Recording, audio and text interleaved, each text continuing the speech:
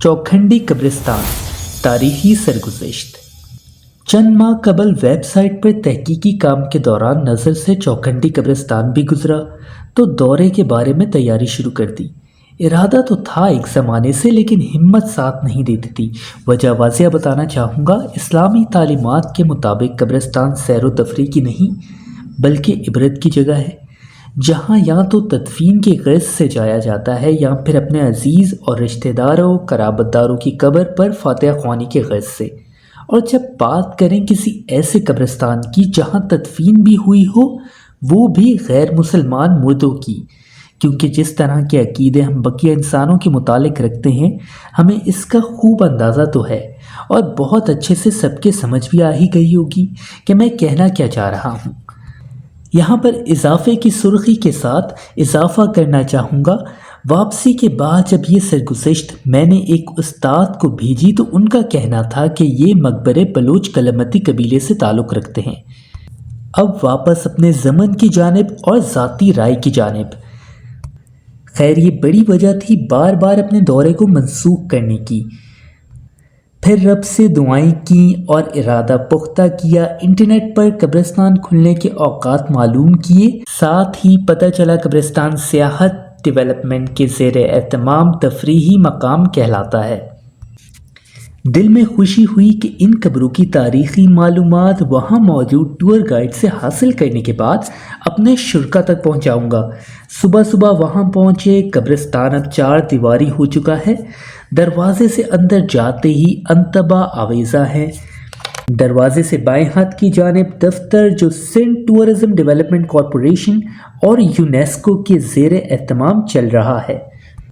यानी एक कब्रिस्तान के लिए 3 बड़े ममालिक सर जोड़कर बैठ गए और 2 अहम इदारे कामों में मसरूफ़ है। पहला इदारा सिंध टूरिज़्म डेवलपमेंट कॉरपोरेशन और दूसरा इदारा यूनेस्को। यूनेस्को का ताल्लुक़ अमेरिका और क़याम फ्रांस में है। खैर, कोई फ़र्क नहीं पड़ता, सब एक से हैं। ये कहने की वजह क्या है, आगे आप खुद ही समझ लेंगे। इदारों के मुताबिक तफरीही मकाम यानी कब्रिस्तान में पहुँचे तो पता चला टूरिज़्म डेवलपमेंट कॉरपोरेशन का दफ्तर छुट्टी के रोज़ भी बंद था, जबकि तफरीही मकामात पर छुट्टी के रोज़ अवाम बड़ी तादाद में रुख करते हैं और हफ्ते के 7 दिन तफरीही मकामात खुले रहते हैं।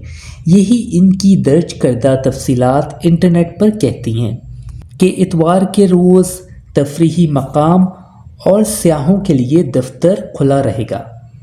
खैर, एक साहब दफ्तर के करीब नज़र आए। गुफ्तो शनीद से मालूम हुआ कि टूर गाइड का अमला भी गैर हाजिर है। पूछा कब तक आएंगे, जवाब मिला हो सकता है ना भी आएँ। इनसे कब्रों की तारीख़ी मालूमात लेना चाहिए तो कहने लगे कि बोर्ड देख लें। खैर, जो तख्तियाँ लगी थीं उन पे ऐसा कुछ भी रकम नहीं था। तख्तिया पर जो रकम था वो ये कि तहफ़्फ़ुज़ नवादरात एक्ट 1965 के तहत ये जगह महफूज आसार कदीमा में शामिल है।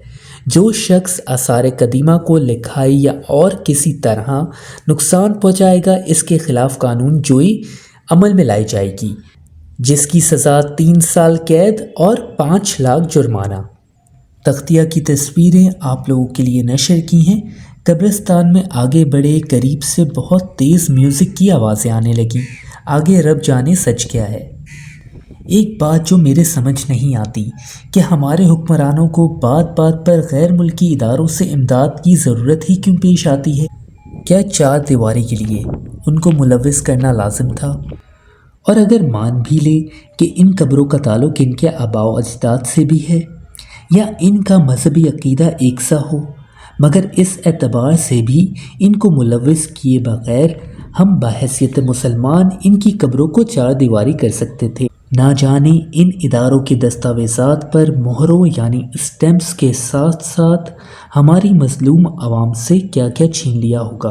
खैर, कब्रें बड़ी तादाद में गरीबी रिहायशियों की भी मौजूद थीं और चंद हुकूमती वज़रा की भी। ठंड की रातों में पुरस्रार रवादात, ख़ासकर मुहिम जो इल्म की जुस्तजू रखते अफराद और उर्दू दुनिया के शुरका के लिए कुदरत का हर लम्हा रंग मौसम भरपूर अंदाज में मनाएं और ऐसे मौसम में ज़रूरतमंदों का ध्यान करें। मैं मोहम्मद उमर।